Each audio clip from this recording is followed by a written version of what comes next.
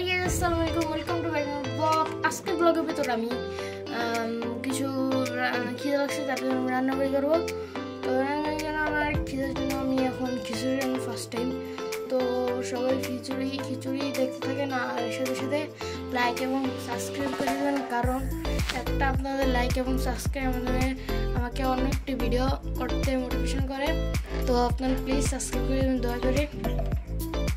তো প্রথমত আমরা খিচুড়ি খাওয়ার জন্য আমরা এখানে চাল নিয়ে নিয়েছি। চালটা ভালো করে দিব, 1 কাপ চাল এবং ডাল নিয়েছি। তারপরে তেল দিয়ে দিব। তারপরে এখানে কুকারে আমরা এখানে ঢেলে দিব। তারপরে এর সাথে আমরা একটু পেঁয়াজ দেব।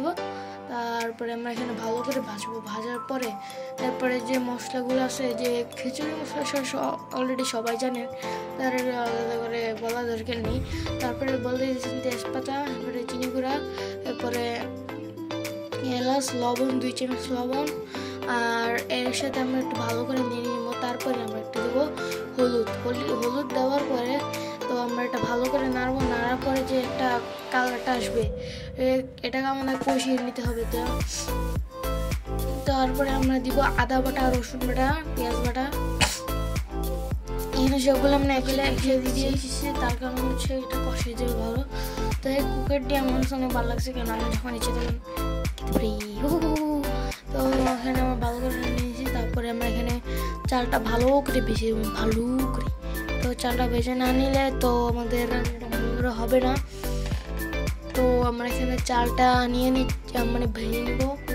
তো আমি একটা কয়েকদিন আগে একটি মাইক কিনেছিলাম আমার ব্লগিংয়ের জন্য, কিন্তু মাইকটি কাজে লাগছে না। দেখছিলেন আমার আগে একটি ইউটিউব রিভিউ হয়ে গেছিলো, ওইটার ভিতরে ছেড়েছিলাম। ওই মাইকটি একটু ভালো না গাইস, মাইকটি কিনবেন না, কিনে হলে তো নষ্ট, কেন ভয়েস ভালো হয় না।